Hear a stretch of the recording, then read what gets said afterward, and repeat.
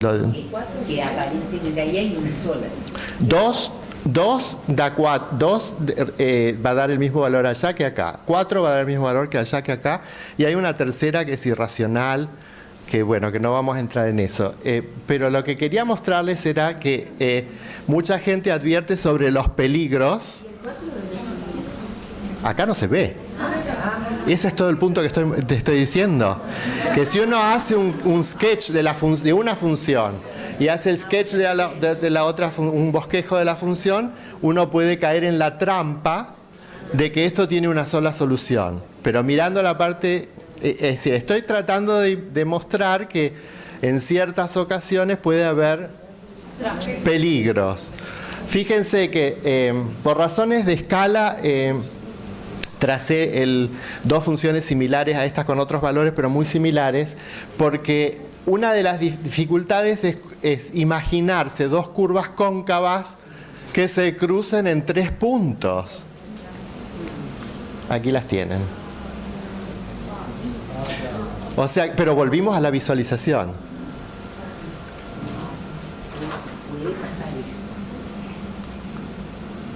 ¿Recuerdan que les mostré el potencial de la cultura visual, que tiene como un sabor optimista esto, ¿no? Pero hay un libro que se llama Homo Videns, la sociedad tecnológica teledirigida, que no es nuevo, pero que dice lo siguiente: del Homo sapiens, producto de la cultura escrita, se ha pasado al Homo Videns, producto de la imagen, que es más o menos lo que dice el coso anterior, pero acá viene el punchline. La televisión, el video modifica radicalmente y empobrece el aparato cognitivo del Homo sapiens, anula su pensamiento y lo hace incapaz de articular ideas claras y diferentes.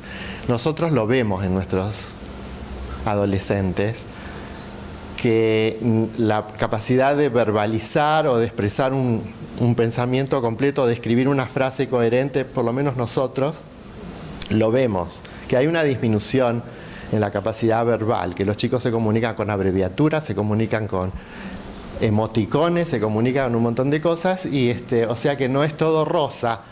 La cuestión es si en matemáticas esto es un peligro o no. Es una cuestión interesante, porque cuando vemos una imagen a veces no la entendemos demasiado bien y tenemos que verbalizar para entenderla. O sea que la solución de esto sería, en matemáticas, combinar lo verbal con lo visual. Y cada vez que hay una imagen visual de algo, como por ejemplo la del el coso de Napoleón o la de los vectores o la suma vectorial, es agregarle un comentario verbal que la explique. Y eso se hace más patente en aquellas famosas demostraciones sin palabras, que le dan una imagen y resulta que hay un montón de palabras para poder entender esa demostración. O sea que para mí la salida de esto es combinar lo verbal con lo visual. Y para finalizar, esta es una colección de 3 libros muy bonitos, donde hay un teorema y hay una imagen que demuestra el teorema, y como recurso didáctico se los recomiendo.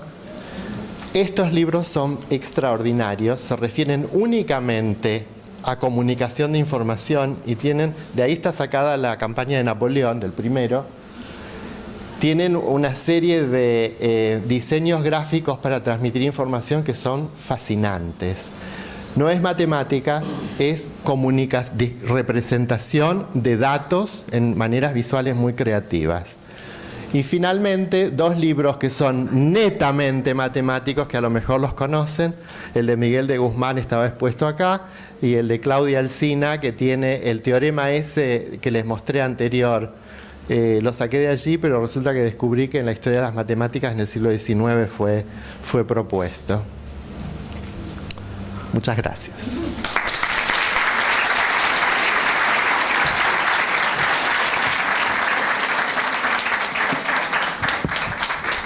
Muchas gracias, Abraham. ¿Alguna pregunta que quieran hacerle a Arkabi antes de seguir con la programación del evento?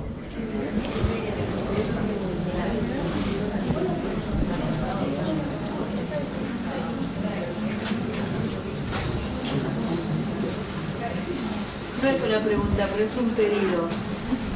No sé si tendría que participar la gente del CUREM, pero ¿no pueden poner las transparencias, o sea, las diapositivas, perdón, soy muy antigua, las diapositivas de las conferencias? También diapositivas es antigua. No, en mi computadora dice diapos, che. ¿Ah, sí? Sí. ¿Cómo se llaman? No sé. No sé. La presentación. Las imágenes visuales de la charla. Eso. De la charla de Arcavi y de la charla de Luis, por lo menos, que también tenía unas frases muy poéticas que me gustaría tener. ¿Se puede subir? Yo se la mando a Gustavo o a Eda y ustedes hagan Ahí está. Para que desde la página se puedan bajar, ¿no? en letra chiquita también en cada una de estas imágenes había referencias también, así que Claro, O sea, sería toda su presentación. esta así como está se las mando. Bueno, Luis, ¿Una pregunta a Arcavi sobre su conferencia? Están todos cansados. ¿Dijiste todo? ¿Entró todo? Luis. Muchas gracias por la conferencia, Abraham, estuvo muy interesante. Y en realidad no sé si es una pregunta, si es un comentario.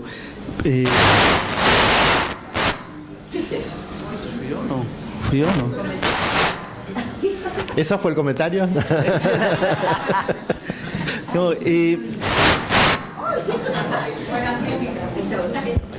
Habla sin micrófono. sin micrófono. Sin micrófono. No, la pregunta es, o sea, lo que has mostrado es que, y es muy convincente, ¿no? Que hubo un cambio muy profundo en la percepción humana con la aparición de la imprenta. La aparición de la imprenta cambia la forma en que vemos. Hay nuevos detalles que se pueden entender, pero al mismo tiempo, curioso, en el mismo momento europeo aparece también una cultura muy gráfica que es que es impresionante, ¿no? Que no había Que también antes. es gracias a la imprenta. Que es también, yo hago referencia a la pintura renacentista. Sí. ¿Sí? Entonces aparece por un lado una cultura que está volcada a la escritura, pero aparece por otro lado todos los cuadros de Miguel Ángel, de Rafael, etcétera, que apuntan hacia una nueva visualización y una nueva representación del mundo, ¿no? La aparición de la perspectiva, por ejemplo, ¿sí? Entonces, es como que hay dos géneros de expresión en competición al mismo tiempo, ¿no? Bueno, aparece ahí una transformación radical de la manera en que el individuo mira al mundo, percibe el mundo. Y se ha venido, y desde la primera transparencia, una de las primeras transparencias, tú haces el punto, y es que con los juegos digitales, etcétera, el ojo cambia. Y también, pero no solo el ojo, porque también son otras las funciones psicológicas que son afectadas, como la memoria, ¿ya? Aparece creo que estamos en una época en que aparece una nueva forma de memoria, una memoria más visual, con un lenguaje más, tú lo dijiste, más entrecortado, abreviado, etcétera. Entonces, esto tiene implicaciones para la matemática, no solo para la enseñanza, sino la naturaleza de la matemática misma.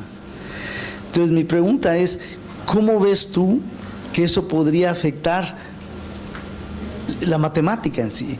Y saco a colación, por ejemplo, este matemático que trabajaba con los fractales, ¿no?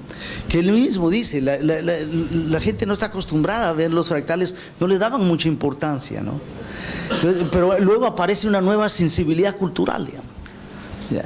Entonces, ¿cómo ves tú que eso puede afectar a la matemática más o menos a mediano plazo, digamos?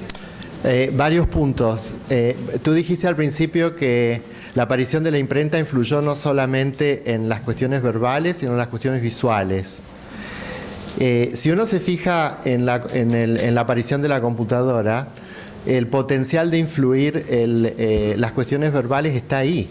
Un procesador de palabras. Cuando tú escribes un artículo en un procesador de palabras, tú piensas diferente, organizas tu forma de transmitir pensamiento de una manera completamente diferente que cuando lo hacías con lápiz y papel. O sea que no es solo que la tecnología trajo lo visual y lo superimpuso. Trajo también un montón de herramientas para lo verbal, para otro tipo de capacidades. Ahí está nuestro desafío, porque la tecnología no es la culpable, es la forma con la que nosotros la usamos y qué es lo que nosotros impulsamos. Si nosotros queremos estoy hablando más de educación en las humanidades que en matemáticas. Si queremos enfatizar o reubicar a los chicos en la parte verbal o en la parte de expresión o en la parte de comunicación, bueno, el procesador de palabras es fantástico. La inmediacidad de corregir, el mover esto de acá para acá, el transponer el curso de tu razonamiento. O sea que eso me refiero a que si la imprenta trajo lo verbal y lo gráfico, la computadora también trajo lo verbal y lo gráfico. No es una revolución unidireccional. Lo que pasa es que prima lo gráfico. Y la segunda parte de lo que... recordame la segunda parte de lo que dijiste que afecta a las matemáticas de la forma definitivamente. Poco puedo decir cómo afecta la investigación en matemáticas, porque no tengo la experiencia de investigar en matemáticas. Pero puedo decir que las trayectorias pedagógicas de presentación de temas, el acceso a la trayectoria de presentar un tema. Por ejemplo, en una clase de análisis, la tarea tradicional es, dada una función en forma algebraica, trazar su gráfico. Y entonces tú empiezas a derivar y todas las cuestiones esas. Ahora puedes decir, dada su forma, tú puedes tener un fenómeno que en lugar de modelarlo con álgebra, puedes modelarlo directamente con un gráfico. O sea que hemos hecho ejemplos de eso y venir y traer el álgebra después. Es decir, trayectorias pueden cambiar la forma de enseñar matemáticas y hacer matemáticas. ¿Cuándo podríamos mostrar funciones de quinto grado y trabajar con sus gráficas? Cuando no vamos a hacer punto por punto y acá tienes la gráfica, pero entonces cambia el foco de lo que haces. Sí, definitivamente. ¿Cómo hacer matemáticas? No sé, porque no tengo la experiencia, pero estoy seguro que sí. Y ni hablar de terrenos matemáticos nuevos, criptografía, de hecho, algorítmica, qué sé yo. De hecho, los artículos de investigación en matemática ya no necesariamente tienen que ser textos solamente verbales. Entonces, el valor de la prueba visual, Sí. la demostración visual tiene valor y tiene valor con rigor también. Está el límite de hasta dónde es una demostración o no, pero tiene muchas veces mucho más valor que, claro, la demostración escrita. Y es una nueva claro, forma, digamos, claro, de comunicación y de claro, formalización también. Ahora, está toda la controversia de la demostración del teorema de los 4 colores, que lo demostró una computadora, y todo el machine learning, artificial intelligence y todo eso que, bueno, sí, la respuesta es sí. Se hace matemáticas diferentes. ¿Alguna otra pregunta que le quieran hacer a Arkabi?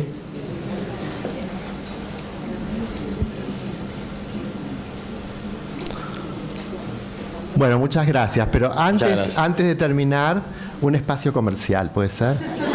Auspicia. El AMIS, el otro es un país. El ICME, el Congreso ICME, se hace el año que viene en Shanghai, China, en julio. Es caro, es lejos, pero tiene un montón de oportunidades para presentar trabajos, sea taller, sea conferencia corta, sea póster, sea grupo de discusión. La gente que proponga algún trabajo, va a salir ahora el anuncio con invitación para proponer trabajos el 1 de junio. Que proponga trabajo. Los trabajos que yo escuché acá pueden perfectamente ser presentados allá también. No les prometo que van a ser aceptados, porque yo no estoy en el proceso de aceptación, pero pueden someterlos. Y hay un fondo, un pequeño fondo de solidaridad que ayuda a aquellos que no pueden permitirse, tampoco les puedo prometer que todo el que se suscriba, pero traten de verlo, síganlo en la internet, ICME 14 busquen, y el 1 de junio va a salir el llamado para... Muchas gracias.